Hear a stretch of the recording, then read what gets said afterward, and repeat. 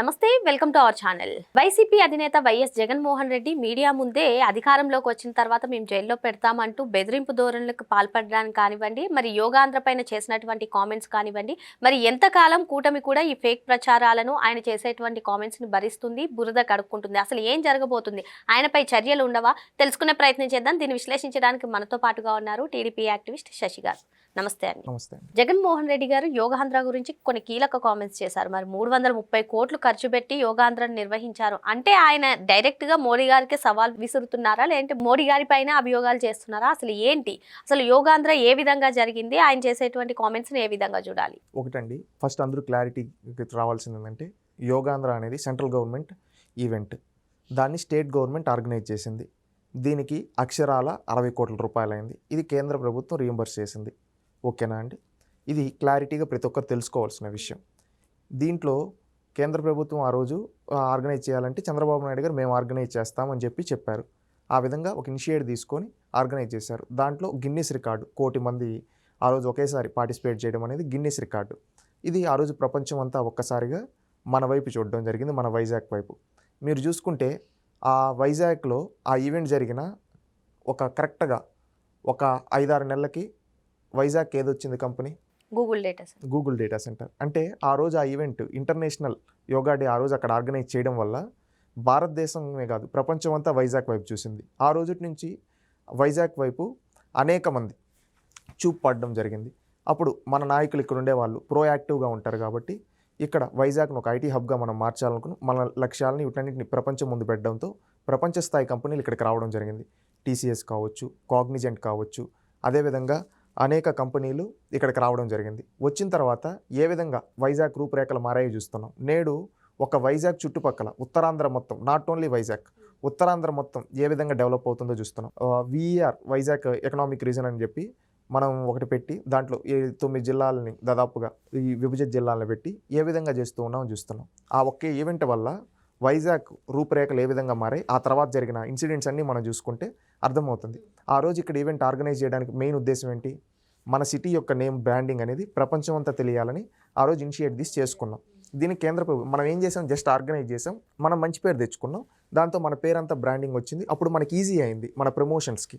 ఆ ఉద్దేశంతో చంద్రబాబు నాయుడు గారు చేశారు. దీనివల్ల చంద్రబాబు నాయుడు గారు ఆలోచనలు ఎలా ఉంటాయంటే, మనం ఎప్పుడైనా అవకాశం వచ్చినప్పుడు దాన్ని యూస్ చేసుకొని దాన్ని సద్వినియోగం చేసుకొని చేయడం వల్ల మనకు చాలా వరకు అడ్వాంటేజ్ ఉంటుంది అని ఆయన ఆలోచిస్తారు. ఆయన ఆలోచించి ఆ విధంగా చేయడం వల్ల ఆ తర్వాత ఇన్ని మార్పులు వచ్చాయి. ఇది మూర్ఖుడైన జగన్మోహన్ రెడ్డికి అర్థం కాకపోవచ్చు. అవునా కదా? ఇప్పుడు దీనిపైన కావాలనే కాయకూతలు కూస్తున్నాడు. గతంలో నువ్వు వైజాగ్ని 3 రాజధానులు అని చెప్పి 3 ముక్కలాటాడి వైజాగ్లో భూములన్నింటినీ భూ కబ్జాలు చేసిన నీచ చరిత్ర మీది. అవునా కాదా? వైజాగ్లో గంజాయి హబ్గా మార్చిన చరిత్ర మీది. ఒకప్పుడు మీరు గంజా హబ్గా వైజాగ్ను మారిస్తే ఈరోజు గూగుల్ డేటా సెంటర్ హబ్గా వైజాగ్ను మార్చింది తెలుగుదేశం పార్టీ. ఆయన ఋషికొండ గురించి కూడా కీలక కామెంట్స్ చేశారు. ఆయన మాటల్లో కూడా నిజం ఉంది కదా. రేపు పొద్దున్న ప్రధాని మోదీ గారు వచ్చినా, లేదంటే ఇతర దేశాల ప్రతినిధులు వచ్చినా వాళ్ళని ఉంచడానికి ఋషికొండ లాంటి ప్యాలెస్ ఉపయోగపడుతుంది కదండి. ఒకటి, ఆ ఋషికొండ ప్యాలెస్ ఎలా కట్టావు నువ్వు? దీని గురించి కూడా అందరూ రాష్ట్ర ప్రజలందరూ తెలుసుకోవాలి కదా. గతంలో అక్కడ ఒక రిసార్ట్స్ ఉండేది, దానివల్ల ప్రభుత్వానికి ఆదాయం వస్తూ ఉన్నింది రెగ్యులర్గా. ఈ విధంగా ఉంది. ఆ రిసార్ట్ని కూల్చి ఋషికొండను బోడిగుండు కొట్టి ఆ తర్వాత నువ్వు ఉండడానికి కట్టుకున్నావు. అది నేను చెప్పడం కాదు, సాక్షాత్ నువ్వే వైజాగ్లో నేను కాపురం ఉంటానని చెప్పావు. అదేవిధంగా అది జగన్మోహన్ రెడ్డి గారు సొంతం కోసం కట్టుకుంటున్నారని మీ మంత్రులు, ఆ రోజు మీ ఎమ్మెల్యేలు, మీ పార్టీ నేతలే చెప్పారు. అవునా కదా? అది అప్పుడు వైజాగ్లో అది ఓపెన్ చేసినప్పుడు అక్కడ మీడియా ఎవరిని పంపించకుండా మొత్తం నువ్వు ఎందుకు అంత, నువ్వు నిజంగా ఏ పిఎంఓ కోసమో ఏ ఇంటర్నేషనల్ లీడర్స్ కోసమో అయింటే ఓపెన్గా అందరికీ చెప్పుండొచ్చు కదా. ఎందుకు అంత దొంగచాటుగా కట్టావు? ఎందుకు అక్కడ కనీసం మీడియా ప్రతినిధులు కూడా లోపల కలవ చేయలేదు? నువ్వు అధికారంలో ఉన్నప్పుడు సూటిగా అడుగుతున్నావు. ఏంటంటే ఇప్పుడు ఓడిపోయిన తర్వాత ప్లేట్ మారుస్తూ ఉన్నాడు ఈ జగన్మోహన్ రెడ్డి. అవునా కదా? గతంలో ఆయన ఉండడానికి కట్టుకోండి. ఒకవేళ ఇప్పుడు ఆయన అధికారంలోకి వచ్చి ఉంటే ఆయనే ఉంటాడు అక్కడ. ఆయన రాలేదు కనుక ఈరోజు ప్లేట్ మారుస్తూ ఉన్నాడు. అది నెగిటివ్ అయిపోయింది కనుక ఈరోజు ప్లేట్ మార్చాలి కనుక అది వీళ్ళ కోసం కట్టాం, వాళ్ళ కోసం కట్టాం అని చెప్పి తప్పుడు మాటలు మాట్లాడుతూ ఉన్నాడు. ఇంకొకటి, నువ్వు దానికి అయింది ఎంత అని చెప్తున్నావు? 200 కోట్లు అని చెప్తూ ఉన్నావు. అది దానికి అయింది 500 కోట్ల అక్షరాల. అవునా కదా అండి? ఇది ఆయన సొంతం కోసం ప్రభుత్వ నిధులతో కట్టుకున్నాడు. అంటే ఇప్పుడు మీరు చేసే పనుల్లో అమ్మో ఎక్కువ రేట్, ఆయన 60 కోట్లు జరిగింది 330 కోట్లు చెప్పారు, ఆయన కట్టింది 240 కోట్లు అంటున్నారు. ఇటువంటి ఫేక్ 500 కోట్లతో ఆయన కట్టాడండి. ఆయన చెప్పడం 240 కోట్లు అంటున్నారు. ఇటువంటి ఫేక్ ప్రచారాలకు మీరు ఏ విధంగా ఎదుర్కొంటారు? జగన్మోహన్ రెడ్డి ఫేక్, అది ఒకటి చెప్తున్నాం. ఆయన నోటి నుంచి వచ్చేటువంటి అబద్ధాలే, నిజాలు రావు. అది గుర్తుపెట్టుకోవాలి రాష్ట్రంలో ప్రజలు. పట్టిసీమ ఒట్టిసీమ అన్నావు, అవునా కాదా నువ్వు? తర్వాత భోగాపురం ఎయిర్పోర్ట్ అవసరం లేదు, వైజాగ్ ఎయిర్పోర్ట్ సరిపోతుంది అన్నావు నువ్వు, గుర్తుందా? కియా అవసరం లేదు, నేను తరిగి కొడతానన్నావు. అసలు రాష్ట్రానికి రాజధానికి ఇన్ని వేల ఎకరాలు అవసరమే లేదని నువ్వే చెప్పావు, అవునా కదా? ఇన్నిసార్లు ఫేక్ మాటలు మాట్లాడి తర్వాత దానిపైన మాట మార్చాడు ఎవరు? ఈ సైకో జగన్మోహన్ రెడ్డి. అందుకే ప్రజలందరూ అంటున్నారు ఫేక్ జగన్ అని. అర్థమైందా? జగన్మోహన్ రెడ్డి నిజాలు చెప్తే తన తల 1000 ముక్కలు అవుతుందని శాపం ఉందేమో తెలియదు, కానీ అన్ని అబద్ధాలే చెప్తారు. నోరు తెలిస్తే కళ్ళు ఆర్పకుండా అబద్ధాలు చెప్పడంలో జగన్మోహన్ రెడ్డి ఎక్స్పర్ట్. గతంలో తన తండ్రి రాజశేఖర్ రెడ్డి కూడా అంతే. రాజశేఖర్ రెడ్డి ఏదో అంటారు కానీ రాజశేఖర్ రెడ్డి ఏ విధంగా అబద్ధాలు ఒక పక్క ఫ్యాక్షన్ తలలు నరికిస్తూనే బయట వచ్చి మాకేం తెలియదు అని చెప్పిన వ్యక్తి రాజశేఖర్ రెడ్డి. అందుకు కాలం ఏం చేసిందో మనం చూసాం. ఈరోజు జగన్మోహన్ రెడ్డి కూడా అంతే. బాబాయిని చంపిన వాళ్ళు ఎవరు? తర్వాత వాళ్ళని ఎక్కడ పెట్టుకో అన్నావు? ఏం సంబంధం నీకు? పట్టిసీమ ఒట్టిసీమ అని మాట్లాడింది నువ్వు కాదా నీ నోటితో? తర్వాత ఆ పట్టిసీమ లేకపోయింటే ఆపునుంటే నీ ప్రభుత్వం తొలి సంవత్సరంలోనే కూలిపోయి ఉంటుంది. ఆ భయంతో పట్టిసీమ రన్ చేసావు. కియా ఫ్యాక్టరీ కూల్చేస్తా అని మాట్లాడావు, భూములు ఇచ్చేస్తా అని మాట్లాడావు. తర్వాత ఏమో మళ్ళీ అక్కడికి వెళ్ళి నువ్వే రీఓపెన్ చేసి ఇది మా నాయన రాజశేఖర్ రెడ్డిది అని చెప్పావు. సిగ్గుందా? భోగాపురం ఎయిర్పోర్ట్ అవసరం లేదు, వైజాగ్ ఎయిర్పోర్ట్ చాలు అని చెప్పావు. ఇప్పుడు భోగాపురం ఎయిర్పోర్ట్కి ఆద్యం నేనే అని చెప్పుకుంటున్నావు. సిగ్గుందా అని రాష్ట్ర ప్రజలు అడుగుతున్నారు. రాజధానికి శాసనసభలో ఏమో ఒక 30,000 ఎకరాలు 20,000 ఎకరాలు అని చెప్పావు. ఆ తర్వాత ఎందుకు ఒక 100 ఎకరాల్లో సరిపోతుందని నువ్వే మాట మార్చావు. సిగ్గుందా అని రాష్ట్ర ప్రజలు అడుగుతున్నారు. ఎన్నిసార్లు మాట మారుస్తావు? పీపీపీ పైన మాట, ఋషికొండ పైన మాట, ప్రతి ఒక్క దానిపైన అబద్ధం. 2 నాలుకల ధోరణి. ఏమనుకుంటున్నావు? తెలియదు అనుకుంటున్నావు. నువ్వు మాట్లాడిన ప్రతి మాట రికార్డు. గుర్తుపెట్టుకో జగన్మోహన్ రెడ్డి, అంతకంతకు అనుభవిస్తావు. ఏం ఫేక్? ఎన్నిసార్లు మాట్లాడతావు ఫేక్లు? అందుకే నిన్ను ప్రజలు అనింది ఫేక్ జగన్ అని. ఈరోజు మొన్న ఏదో కోటి సంతకాలని చెప్పి అన్నాడు కదా, అది కూడా ఫేక్. Open challenge fake. అది ఎందుకు చెప్పుంటారా? కార్యకర్తలు నాడు అధికారంలో ఉండేటప్పుడు మోసం చేశాడు, ఇప్పుడు మోసం చేస్తున్నాడు. గతంలో వైనాట్ 175 అని చెప్పి వాళ్ళ చేతలు బెట్టింగ్లు వేయించాడు, లక్షలు పోగొట్టాడు. లాస్ట్కి ప్రతిపక్షం కూడా లేకుండా ఈరోజు ప్రతిపక్షం అడుక్కునే స్థాయికి వచ్చారు. గతంలో కార్యకర్తలను ఈ విధంగా మోసం చేస్తే ఇప్పుడు కోటి సంతకాలని చెప్పి నాకు ఇంతమంది ఉన్నారు అని చెప్పి ఎవడో కన్సల్టెంట్ ఇచ్చిన ఒక చీప్ ఐడియాని తీసుకొని అది ఇంతమంది పెట్టేశారని చెప్పి నీ కార్యకర్తలను మోసం చేస్తున్నావు. నువ్వు నిజాయితీగా నువ్వు ఆ కాలేజీలపైన ఏదో ఉద్యమం నిజాయితీగా చేసి ఇన్ని సంతకాలు వచ్చాయని నిజాయితీగా చెప్పుంటే నీ కార్యకర్తలు కూడా అవునులే మన బలం ఇంతేలే, ఇంకా మనం ఇంప్లిమెంట్ చేసుకోవాలే అనుకో ఉంటారు. నువ్వు ఇట్లా చెప్పేసి వాళ్ళని మోసం చేస్తున్నావు. వాళ్ళని ఊహల్లోకి తీసుకొని పోయి వాళ్ళని ముంచేస్తున్నావు కార్యకర్తలకు ₹1 సహాయం చేయలేవు. కానీ నువ్వు ఈరోజు ఈ విధంగా మాట్లాడుతూ ఉన్నావు. అది గుర్తుపెట్టుకో జగన్మోహన్ రెడ్డి. అధికారంలోకి వచ్చిన తర్వాత ఈ పీపీపీ కాలేజెస్ని ఎవరైతే నిర్వహిస్తారో వాళ్ళందరినీ కూడా జైల్లో వేస్తామని డైరెక్ట్గా మీడియా ముందే బెదిరింపులకు పాల్పడుతున్నారు. మరి దీనిపైన యాక్షన్ ఏమి ఉండదు? సత్యకుమార్ గారు చెప్పారు కదా, వాళ్ళ ఇంటికి కూడా బేకలేమని చెప్పి. నువ్వు ముందు బొక్కలేకి వెళ్తావు. గతంలో కూడా చాలా మాట్లాడాడండి. ఏం చేస్తా అన్నాడు? చాలా పెద్ద పెద్ద మాటలు మాట్లాడాడు. బంగాళాఖాతంలో కలపాలి, వాళ్ళని గుడ్డలు ఓడదీస్తాను, ఇవి చాలా మాట్లాడాడు. లాస్ట్కి ఏమయ్యాడు చూసాం కదా. దీంట్లో కూడా రేపు భవిష్యత్తులో జగన్మోహన్ రెడ్డి ఏంటంటే ఏదో బెదిరిస్తే భయపడిపోతాను అనుకుంటా. బెదిరిస్తే నీ తాట తీస్తారు జనాలు. అంటే బెదిరించడానికి ఏంటి? అసలు అభివృద్ధికి అడ్డుకట్ట వేస్తున్నట్లా? లేదు అంటే జగన్మోహన్ రెడ్డి అభివృద్ధికి అడ్డుకట్ట వేసే ఒక సెకండీ. ఎందుకంటే ఎప్పుడు కానీ అభివృద్ధిని అడ్డుకుంటున్నాడు. ఆ రోజు కియా వస్తుందంటే అడ్డుకున్నాడు, భోగాపురం ఎయిర్పోర్ట్ని అడ్డుకున్నాడు, కంపెనీలు వస్తుంటే అడ్డుకున్నాడు, ఆ రోజు వైజాగ్లో ఏదో సమ్మిట్ జరుగుతుంటే అప్పుడు అడ్డుకున్నాడు. ఎన్నో సందర్భాల్లో రాష్ట్రానికి పరిశ్రమలు వచ్చి యువతకు ఉద్యోగాలు వచ్చేస్తే వాళ్ళ కాళ్ళపై నిలబడిపోతే ఈ జగన్మోహన్ రెడ్డి కుల రాజకీయాలు, మత రాజకీయాలు, ప్రాంతీయ రాజకీయాలు చేయలేడు కనుక అవి చేయక ఈ అన్నింటినీ అడ్డుకుంటున్నాడు. నిజాయితీగా రాజకీయాలు చేయడం జగన్మోహన్ రెడ్డికి చేత కాదు. వీళ్ళ తండ్రికి కావచ్చు, ఈయనకు కావచ్చు.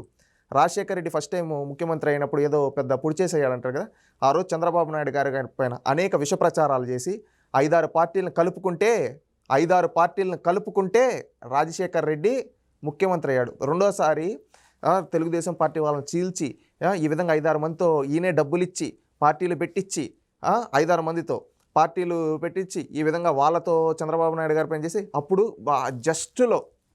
జస్ట్లో రెండోసారి ఆ రోజు సెంట్రల్లో కాంగ్రెస్కి 30 దాకా ఎంపీ సీట్లు వస్తే రాష్ట్రంలో బోటాబోటీ మెజారిటీ జస్ట్ ఒక 10-15 సీట్ల డిఫరెన్స్తో ముఖ్యమంత్రి అయ్యాడు రాజశేఖర్ రెడ్డి.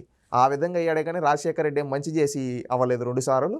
రాజశేఖర రెడ్డి గారు ఆయన చనిపోయిన తర్వాత వీళ్ళంతా ఒక ఆయన ఏదో ఇది సూర్యుడు ధీరుడు అన్నట్టు వీళ్ళు అక్రమ సంపాదన తెచ్చి విగ్రహాలు పెట్టి దిష్టి బొమ్మలు పెట్టినట్టు దిష్టి బొమ్మలు లాగా పెట్టి ఊళ్ళో ఆయన ఏదో ఒక ఫేక్ అంటే లేపారు కావాలని అంతేగాని వీళ్ళు ఏం చేసింది లేదు రాజశేఖర రెడ్డి చేసింది లేదు, జగన్మోహన్ రెడ్డి చేసింది లేదు. వీళ్ళ చరిత్ర అంతా ఫ్యాక్షనిజం చరిత్ర, విష ప్రచారాల చరిత్ర, అభివృద్ధికి అడ్డుకట్ట వేసే చరిత్రలే వీళ్ళవి. అది గుర్తుపెట్టుకోవాలి రాష్ట్రంలో ఉండే ప్రతి ఒక్కరూ. మీరే చెప్తున్నారు ప్రజలు ఫేక్ జగన్ అంటున్నారు అని చెప్పి, మరి ఎందుకు జగన్మోహన్ రెడ్డి బయటకు వస్తున్నారంటే అంత విశేష ప్రజాదరణ లభిస్తుంది? ఎక్కడ ప్రజాదరణ లభిస్తుందండి? మీరు ఒకటి చెప్తున్నారు కదా సాక్షిలో కానీ సాక్షిలో చెప్పిన మాటలు నమ్మితే సజ్జల రామకృష్ణారెడ్డి గారు ఎలక్షన్ రిజల్ట్ ముందు రోజు ఏం చెప్పాడో చూశారు కదా. రేపు మధ్యాహ్నానికి సెలబ్రేషన్స్కి రెడీగా ఉన్నారు. ఎందుకు? ఓడిపోయిన దానికి సెలబ్రేషన్స్కి. అట్టుంటుందో వాళ్ళ పరిస్థితి. అర్థమైందా? వాళ్ళ మాటలు ఎవరు పట్టించుకోరు. విశేష ప్రజాదరణ అంటే నువ్వు నిజాయితీగా పిలిచి అడుగునుంటావు, ఎంతమంది సంతకాలు పెట్టినారు అంటే కానీ కోటి సంతకాలు అని చెప్పి ఒక ఫేక్ డ్రామా ఆడి ఆ ఫేక్ సంతకాలు తీసుకొని వచ్చి కావాలని నీ పార్టీ కార్యకర్తలని రాష్ట్ర ప్రజలని నువ్వు మళ్ళీ ఫేక్ చేసి నువ్వు ఫేక్ కనిపించుకోవు జగన్మోహన్ రెడ్డి. అది గుర్తుపెట్టుకో. ఎక్కడైనా హుందాతనమైన రాజకీయాలు చేయాలి. ఫేక్ రాజకీయాలు వద్దు. ఫేక్ జగన్ కాబట్టి 11 సీట్లు ఇచ్చారు. రేపు ఇదే ఫేకులు చేసుకుంటూ పోతే భవిష్యత్తులో గుండు సున్నా ఇస్తారు. ఇప్పుడు ఎవరిని పడితే వాడిని నోటికి ఎట్టొస్తే అట్ట మాట్లాడితే మూతిపళ్ళు జనాలు రాలగొడతారు ప్రజాస్వామ్యంలో. ఎందుకంటే నాకు తిరుగులేదు, నా వెంట్రుకు కూడా బేకలేనన్న వాళ్ళకి గుండు గురిగి కూర్చోబెట్టారు. 11 ఇచ్చి ప్రతిపక్షం అడుక్కునే స్థాయిలో కూర్చోబెట్టారు ప్రజలు. రేపు ఇంకా ప్రజలకు మంచి జరుగుతూ ఉంటే, ప్రజలకు కంపెనీలు వస్తూ ఉంటే, అడ్డుకుంటూ ఉంటే నువ్వు రేపు భవిష్యత్తులో గుండు సున్నా ఇస్తారు. ఎందుకు చెప్తున్నాను తెలిసి, ఒక యువకుడుగా ఒక ఆవేదన చెందుతున్నా. టీసీఎస్ వస్తుందంటే కోర్టులో కేసు వేయిస్తావు, కాగ్నిజెంట్ వస్తుందంటే కోర్టులో కేసు వేయిస్తావు, గూగుల్ డేటా సెంటర్ వస్తుందంటే కోర్టులో కేసు వేయిస్తావు, సత్వా వస్తుందంటే కోర్టులో కేసు వేయిస్తావు, డిఎస్సి పెడుతున్నారంటే 100 కేసులు వేయిస్తావు, కానిస్టేబుల్ ఉద్యోగాలకి జాబ్స్ ఇస్తున్నారంటే 36 రిట్ పిటిషన్లు వేయిస్తావు. యువతకు ఉపాధి ఉద్యోగ అవకాశాలు కల్పిస్తుంటే వేల కేసులు పెట్టి కోర్టుల్లో కేసులు వేయిస్తున్నావు. సిగ్గు లేదా అని రాష్ట్ర యువత అడుగుతున్నారు. నువ్వు పొట్టగొట్టేది ఎవడదో తెలుసా? రాష్ట్రం యొక్క పొట్ట. ఈరోజు వైసీపీలో ఉండే ప్రతి ఒక్కరు కూడా ఆలోచించాలి. ఈరోజు మీ పిల్లోడిని చదివిపించారు, ఉద్యోగం రావాలంటే ఏంటి? కంపెనీలు రావాలి. అలాంటి కంపెనీలు వస్తూ ఉంటే అడ్డుకునేది ఎవరో తెలుసా? మీ నాయకుడు జగన్మోహన్ రెడ్డి. నువ్వు చంద్రబాబు నాయుడు గారు ఉద్యోగం ఇవ్వటం లేదని అడగడం కాదు, చంద్రబాబు నాయుడు గారు కంపెనీలు తీసుకొని వచ్చి ఉద్యోగాలు ఇవ్వడానికి కృషి చేస్తూ ఉంటే అడ్డుకుంటూ ఉండేది ఎవరో తెలుసా? నువ్వు నమ్మిన నీ నాయకుడు జగన్మోహన్ రెడ్డి నీ బిడ్డకు ఉద్యోగం రాకుండా కంపెనీలు వస్తుంటే ఆ కంపెనీలను అడ్డుకట్ట వేస్తూ ఉన్నాడు. నువ్వు అడగాల్సింది ఏం జగన్మోహన్ రెడ్డి? నీ బిడ్డలేమో విదేశాల్లో పెద్ద పెద్ద చదువులు చదివి విదేశాల్లో ఉండాలా? మా బిడ్డలు ఇక్కడ చదువుకున్న వాళ్ళకి ఇక్కడ కంపెనీలు వస్తుంటే నీ రాజకీయ అవసరాల కోసం కేసులేసి అడ్డుకుంటావా జగన్? మేమంటే నీకు ఓట్లేసే నీ చేతిలో కూలి వాళ్ళగా ఉండాలా? మా బిడ్డలు ఉద్యోగాలు చేయకూడదా అని జగన్మోహన్ రెడ్డి చొక్కా పట్టుకొని అడగండి. అడిగితే అప్పుడు బుద్ధి వస్తుంది ఆయనకి. ఎందుకంటే ఈరోజు అడ్డుకునేది రాష్ట్రం యువత యొక్క ఉద్యోగాలను అడ్డుకుంటూ ఉన్నాడు జగన్మోహన్ రెడ్డి. అది గుర్తుపెట్టుకోవాలి. రాష్ట్రంలో ఉండే ప్రజలు కూడా రాజకీయాలు చేయి, ఎలక్షన్లు అప్పుడు చేయి. ఎలక్షన్ అయిపోయిన తర్వాత కంపెనీలు తీసుకొని వస్తుంటే ప్రతి అధికార పక్షానికి మంచి పేరు వచ్చేస్తుందని చెప్పి నువ్వు ప్రతిపక్షం వల్ల నువ్వు కేసులేసి అడ్డుకుంటూ ఉంటే ఇదంతా ప్రజలు గమనిస్తున్నారు. రేపు ఈ ప్రతిపక్షం ఇవ్వలేదు, ఈసారి ఈ 11 ఏదో ఇచ్చాం, రేపు ఆ 11 కూడా ఇవ్వకూడదు అన్నారు. నిన్ను గుండు సున్నా ఇచ్చి కూర్చోబెడతారు ఇలాగే చేస్తే జగన్మోహన్ రెడ్డి గారు. అది గుర్తుపెట్టుకుని హుందాతనమైన రాజకీయ రాష్ట్ర యువతతో పెట్టుకుంటే నీకు సమాధి కడతారు. మరో అంశంతో మళ్ళీ కలుద్దాం. Thank you.